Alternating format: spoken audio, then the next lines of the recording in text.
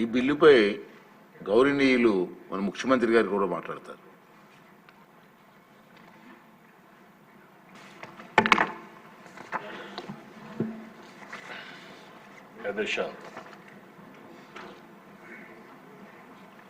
ఏదైతే ఈరోజు land titling act రద్దు కోసం రెవెన్యూ మినిస్టర్ గారు బిల్లు ప్రవేశపెట్టారు. ఈ చట్టాన్ని చూస్తే చాలా భయంకరమైన చట్టం. ఏ మాత్రం కూడా ఆలోచించకుండా ఈ చట్టాన్ని తీసుకురావడం చాలా సమస్యలకు దోహదం చేసింది. ఎన్నో రోజులుగా లాయర్స్ అయితే ప్రజల్ని చైతన్యవంతులు చేస్తూ ఎక్కడికక్కడ ఆందోళన చేశారు. ఈ చట్టం కనుచుంటే పౌరుల ఆస్తి హక్కును మొత్తం మింగేసే పరిస్థితి వస్తుంది. ఇప్పటికే అధ్యక్ష రాష్ట్రంలో ఎప్పుడూ లేనంత ఈ భూ వివాదాలు పెరిగిపోయినాయి. చాలా దిక్కలు ఇప్పుడు నా నియోజకవర్గం కుప్పం నియోజకవర్గంలో చూస్తే ఎప్పుడూ నాకు ఒక్క కంప్లైంట్ కూడా రాలేదు. 40 ఏళ్ళ నుంచి నేను అక్కడ సీఎంగా, ముఖ్యమంత్రిగా, ఎమ్మెల్యేగా, ప్రతిపక్ష నాయకుడిగా ఉన్నాను. ఈ 5 ఏళ్లలో జరిగిన అవకతవకలు ఆ నియోజకవర్గంలో ఎక్కువ కంప్లైంట్లు వచ్చేది భూ వివాదాలపైన వచ్చాయి. నేను చిన్న చిన్న మీటింగ్లు పెట్టుకొని మాట్లాడేటప్పుడు ఏదైతే 22A ఎవరైనా భూమి ఉంటే దాని పక్కన 22A అని వేసేస్తే అది ప్రభుత్వ భూమి అయిపోతుంది. అక్కడి నుంచి ఎవరైతే సెటిల్మెంట్ చేసుకోవాలనుకుంటారో వీళ్ళందరూ రావడం, నెగోషియేషన్స్ మొదలు పెడతారు.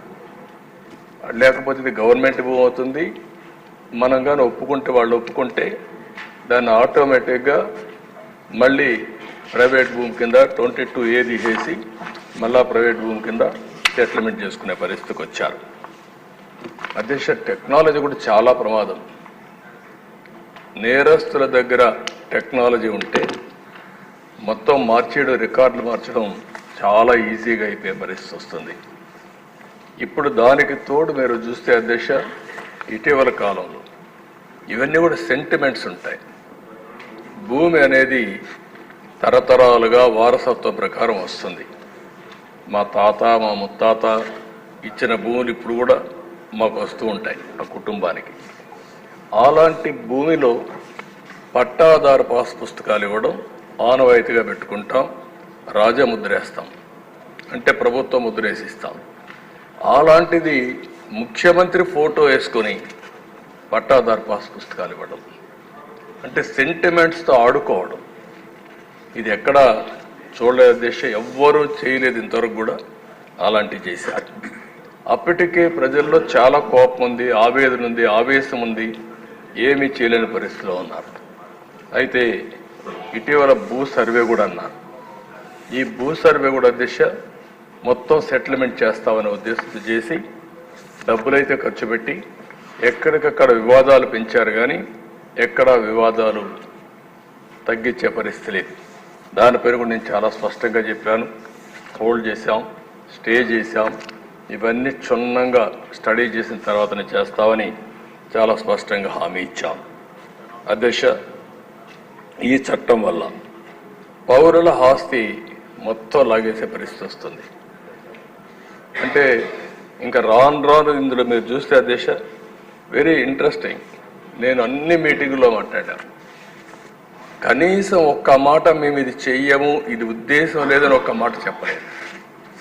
అంటే ఇందులో చూస్తే భూ వివాదంలో 533 సివిల్ కోర్టు అధికారాల్ని సెక్షన్ 335 నిషేధిస్తుంది. అంటే ఇంక అధికారం లేదు. ఎక్కడికి పోవాలి? నేరుగా హైకోర్టుకి వెళ్ళాలి. ఎంతమంది హైకోర్టుకి వెళ్ళగలుగుతారు? అంటే ఇక్కడ ఏ విధంగా పెట్టారో మనకు దీన్ని బట్టి అర్థమవుతుంది. ఇంకొక పక్క ఏ వ్యక్తినైనా ల్యాండ్ టైటిలింగ్ ఆఫీసర్గా నియమించుకోవచ్చు 5(1). అంటే ఇప్పటికే మనం చూస్తున్న సాక్షిలో పనిచేసే వాళ్ళందరినీ తీసుకొచ్చి ప్రభుత్వాన్ని పెట్టారు. రేపు కూడా వీళ్ళ గుమస్తాలు మొత్తం తీసుకొచ్చి ఇక్కడ పెట్టేస్తారు. వాళ్ళ గుమస్తాలు పెడితే మన జాతకాలు వాళ్ళు రాస్తారు. ఏమవుతుంది అధ్యక్ష, అదే రికార్డు మీరు ఒకసారి చూస్తే ఎవరైనా సరే ఈ భూమి నాదని ఒక పిటిషన్ పెడితే ల్యాండ్ ట్రిబ్యునల్కి వెళ్ళిపోతుంది, ఇంక ట్రిబ్యునల్కి వెళ్ళిపోతుంది ఆర్బిట్రేషన్. అంటే ఇంకా మన చేతుల్లో లేదు ఇది. అంటే మీరు వివాదాలు పరిష్కారం చేయవలసిన ప్రభుత్వం ప్రైవేట్ ఆస్తులను లాగేయడానికి ఎత్తుగడేసే పరిస్థితికి వచ్చారు. ఇవన్నీ కూడా దిశ 1-2 కాదు. ఇందులో మనం చూస్తూ ఉంటే భారత వారసత్వ చట్టం రాజ్యాంగంలోని ఆర్టికల్ 21, 246, 300కు విరుద్ధంగా ఉంది. ఇంకో పక్క ఈ సెక్షన్లో ఉండేటువంటి ఈ చట్టంలో ఉండే సెక్షన్లు 10, 13, 14, 15, 25, 34, 36, 46 రాజ్యాంగ విరుద్ధంగా ఉన్నాయి. ఇవే కాకుండా ఈ చట్టాన్ని అమల్లోకి తెస్తూ జారీ చేసిన జీవో నెంబర్ 512 రహస్యంగా దాచిపెట్టారు. మనం అడిగితే దానికి సమాధానం కూడా చెప్పలేని పరిస్థితి వచ్చారు. ఇలాంటివన్నీ చూసిన తర్వాత దిశ చాలా ప్రమాదకరమైన చట్టం. నేను మిత్రులు పవన్ కళ్యాణ్ గారు కూడా కొన్ని మీటింగుల మీద చాలా స్పష్టంగా హామీ ఇచ్చాం. మేము వచ్చిన వెంటనే ఈ చట్టాన్ని రద్దు చేస్తామని చెప్పాం. ప్రజలు నమ్మారు. ఎంత భయంకరంగా అంటే దిశ ఒక అభద్రతా భావనకు లోనయ్యారు. మళ్ళీ దుర్మార్గమైన ప్రభుత్వం వస్తే మా ఆస్తులకు మాకు రక్షణ ఉండదు అనే పరిస్థితికి వచ్చారు. అధ్యక్ష, కొంతమంది ఇక్కడి నుంచి అమెరికాకి వెళ్ళారు, వాళ్ళకి భూములు ఉన్నాయి, వేరే దేశాలకు వెళ్ళారు, వేరే రాష్ట్రాలకు వెళ్ళారు. వాళ్ళు కానీ ఒక్కొక్కసారి రికార్డులు చెక్ చేసుకోకపోతే, రికార్డులు మారిస్తే తర్వాత ఆ భూమి ఆటోమేటిక్గా డీమ్డ్ క్లాసిఫైడ్ చేసేస్తారు, నోటీసులు కూడా ఇవ్వరు.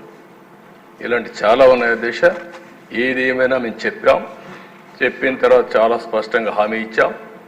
హామీ ప్రకారం మొదటి సంతకం ఏదైతే నేను చెప్పానో డిఎస్సి అని, మొదటి 5 సంతకాల్లో ఈ ల్యాండ్ టైటిలింగ్ యాక్ట్ కూడా పెట్టి రద్దుకు ప్రతిపాదన పెట్టాం. మొదటి క్యాబినెట్లో దీన్ని ఆమోదించాం. మొదటి అసెంబ్లీలో దీన్ని మళ్ళా ఈ చట్టాన్ని రద్దు చేయడానికి ఇది ప్రవేశపెట్టాం. ఇది మా చిత్తశుద్ధిని మరొక్కసారి తెలియజేసుకుంటూ సభ్యులందరూ కూడా దీన్ని ఏకగ్రీవంగా బలపరిచి ఈ నల్ల చట్టానికి మంగళం పాడాల్సిందిగా మరొక్కసారి ప్రార్థిస్తూ, ఈ ప్రభుత్వం ఏ మాత్రం కూడా అజాగ్రత్తగా ఉండం, ప్రజల ఆస్తులు కాపాడుతాం, ప్రాణాలకు రక్షణగా ఉంటాం. ఇలాంటి చట్టాలను ఎట్టి పరిస్థితుల్లో ఆమోదించమని మరొకసారి తెలియజేసుకుంటూ మీ దగ్గర సెలవు తీసుకుంటాను. మంత్రి గారు, మీరేం క్లారిఫికేషన్ ఇవ్వాలంటే ఇవ్వచ్చు.